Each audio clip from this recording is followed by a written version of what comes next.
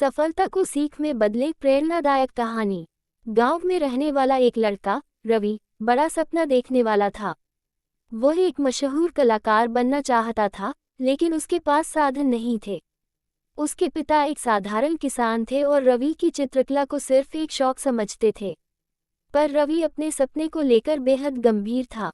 पहली असफलता। एक दिन उसने एक चित्रकला प्रतियोगिता में भाग लिया। उसने पूरी मेहनत से अपनी पेंटिंग बनाई, लेकिन जब नतीजे आए तो वह हार गया। उसकी पेंटिंग को जजों ने औसत बताया। ये सुनकर रवि बहुत दुखी हुआ। उसे लगा कि शायद वह एक अच्छा कलाकार नहीं बन सकता।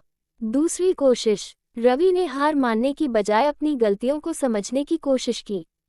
उसने प्रतियोगिता में विजयी पेंटिंग्स को ध्यान से देखा और जाना कि उनकी पेंटिंग्स में क्या खास था। उसने अपनी कमियों पर काम करना शुरू किया और नए तरीके सीखे। इस बार उसने एक और प्रतियोगिता में भाग लिया, लेकिन फिर भी उसे पहला स्थान नहीं मिला, बल्कि तीसरा स्थान मिला।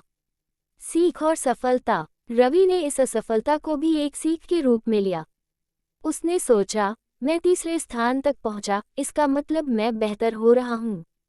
अगर मैं और मेहनत करूं, तो पहले स्थान तक भी पहुंच सकता हूं। उसने रोज 5 घंटे अभ्यास करना शुरू किया, प्रसिद्ध कलाकारों के काम को समझा और अपनी कला में नयापन लाने की कोशिश की। कुछ महीनों बाद उसने एक बड़ी राष्ट्रीय प्रतियोगिता में भाग लिया। इस बार उसकी पेंटिंग सबसे अलग और शानदार थी। जब परिणाम घोषित हुए तो रवि का नाम पहले स्थान पर था। उसने अपनी असफलताओं से सीखा और उन्हें सफलता में बदल दिया। कहानी से सीख। असफलता का मतलब हारना नहीं होता, बल्कि यह एक सीख होती है जो आपको और बेहतर बनने का मौका देती है।